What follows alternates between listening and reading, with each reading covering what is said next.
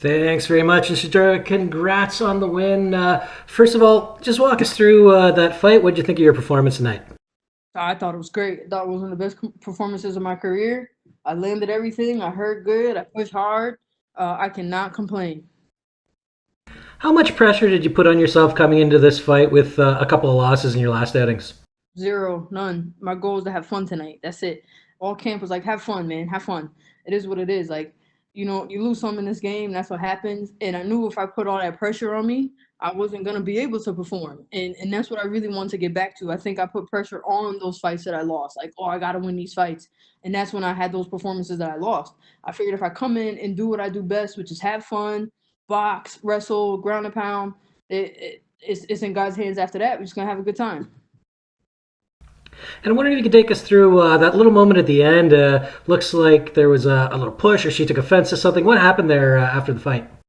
I just got a little excited. It's that adrenaline. So I had heard a while back a little clip where she had said like, "I want to put Sijara in the hospital," and so maybe it's some clickbait or something. And so I really hadn't thought about it, but right at the end, I was like, "You go to the hospital." And so she was like, "What are you talking about?"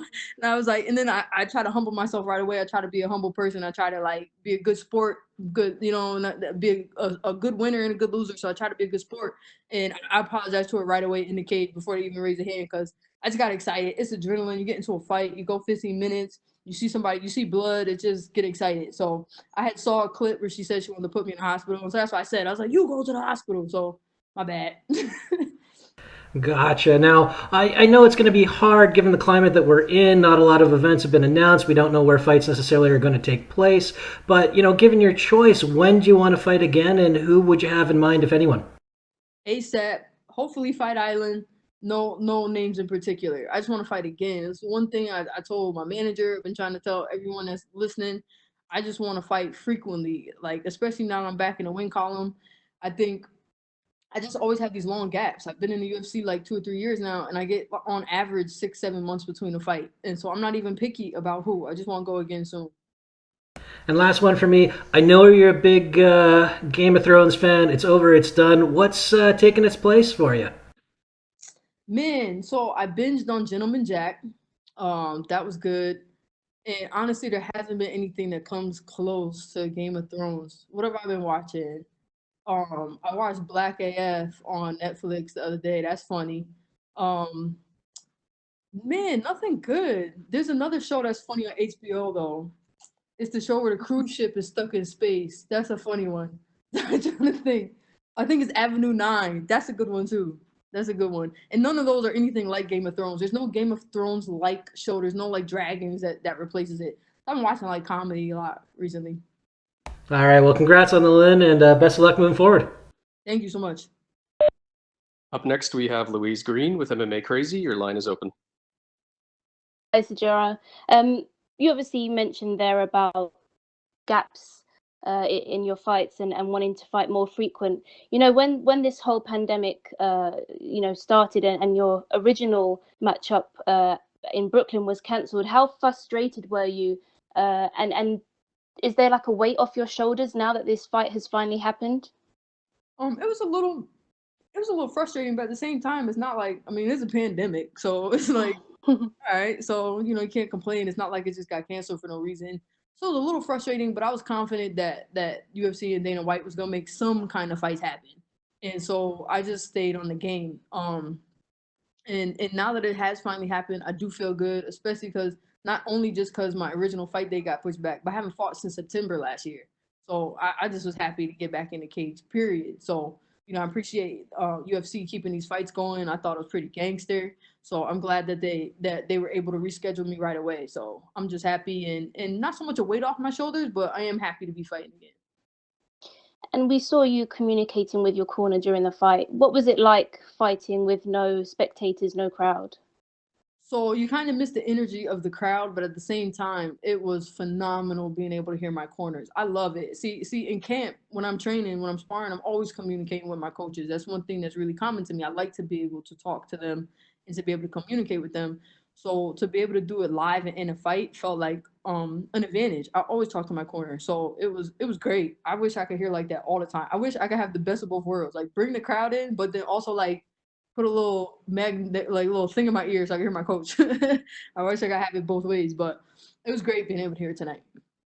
All right. Well, congratulations on the win. Thank you so much. Up next, we have James Lynch with the score. Hey, Sarge, good to talk to you again. Congratulations on the win. You sort of talked about it there, about how, there was that interview clip, it kind of annoyed you. And, you even mentioned like on the broadcast, so people were talking about your cardio. Is that what you need to have a dominant performance, is just, have sort of a chip on your shoulder? Because this was one of your most dominant wins. It was, I don't know, like, I think it wasn't necessarily the chip on my shoulder that motivated me. It was my whole goal this camp was to have fun, because I've always kind of had pressure. I've always put a lot of pressure on myself. I've always been real intense. And really what I wanted to do with this fight and with this camp is like, look, no matter what happens, have fun. You gotta go out there and have a good time. I felt like I fought my best when I was a little bit more relaxed. So that was it. There was like people talk about my cardio, but like honestly, I got over y'all talking about my cardio like 2-3 weeks ago. like the media have been talking about my cardio since the beginning of my career, and I look down my record. I'm like, okay, 30 minutes with Aspen Ladd. She's never gone to the decision with anybody but me. 30 minutes with Roxanne Modafferi, 15 minutes with Lauren Murphy, 15 minutes with Beth Cadet. Like, why are y'all talking about my cardio? So, like, I go like I got too many decisions in my opinion. So, it wasn't necessarily a chip on my shoulder, but I did want to have fun. I did want to display my skills, and coming out of the second and going into the third, I was like, well, she ain't gonna die here clearly, so y'all get to see 15 minutes again. And you talked about that there, Sarah's durability. Was there anything that surprised you in the fight at all about her, heading into this fight that you weren't expecting? No. I could tell by the type of fighter she was. I always get like those kind of game kind of girls. Like Roxanne, like everyone looks at Roxanne and like, oh, like I knew Roxanne was gonna be game. You can hit her upside the head with a baseball bat. And I knew Sarah Moras was gonna be the same way.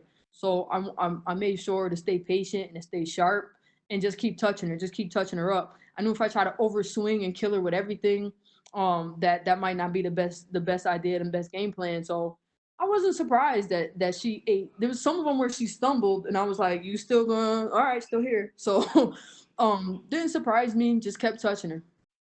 And last one for me: is there an opponent in mind next? I know this win's fresh, but you're back on the winning track, and you had a really dominant performance, like I mentioned there. Nope, I don't have anybody in mind. Whoever gonna fight me the soonest, I would like to, get right back in it. I don't want to take 6 months off no more. I'm tired of them long breaks. I would like to fight again as soon as possible, and so I'm not gonna be picky about who it is. Congratulations. Thank you. And last question comes from Shaquille Majuri with MMA Mania. The big win. Sarge, congratulations on the big win. Thank you so much. Appreciate that. Now, we talk about how you could communicate clearly with your corner, but I'm guessing you could probably hear Sarah's coaches as well, that asking her to push the pace, saying that you're going to tire her out. How great did it feel to come out in the third round knowing you were as fresh as you were and they were thinking the opposite? I thought it was great because I knew she was tired too. In the first round, I kind of talked a little smack to them too. Somebody was like, "We know what the toe means." I was like, "What do it mean then?" So I thought it was cool. I heard them shouting loud for her to take down. I heard them at one point. I heard them say like jab overhand. So I was like way out the way of that. And it was like towards the third, I wanted to stay focused and not get too lackadaisical. But I did. I heard them saying she's gassing. She don't want this kind of fight. And I'm like, bro, like what fights do y'all be watching? Because I'm always in a grind. I'm always in a nasty fight. So how would I not want that? Like, I love them grindy fights. Like, so bring it. So I kind of chuckled to myself because I knew she was hurting too. I was like, if y'all think I'm hurting, homegirl hurting too. So let's go. And last thing for me here, you kind of touched on how you're tired of hearing the media jabber about this and that, or the social media reaction. And you've been public about, the criticisms before, but I'm wondering in that time, like, how has your relationship with public feedback changed? Do you block it out more now? Do you stay off social media? Are you welcoming it? Like, what's going on? Because I know that can be a lot to handle. No, I welcome it all. It's funny, I was teasing with, I forgot who I was talking to, but when I was supposed to fight Valentina and they pulled me and ended up fighting Roxanne and I was getting booed, I was like, look, the only time I get any Twitter is when people hate on me. That's the only time I get any tweetbacks. I'm not mad at it. I mean, people are going to talk about something. So right now, people think I don't have cardio. That's cool. You can talk about what you want. Like they say, like, what is it? Like bad news is good news or whatever. Like I take all of that with a grain of salt. Like I like trolling, honestly. People come in my Instagram. Somebody tried to troll me and say I wouldn't make weight, and I bet him $100, and he definitely Venmo'd me. So I kind of like it. I don't get upset. Like, people are gonna talk. It is what it is. I don't take social media or anything that seriously.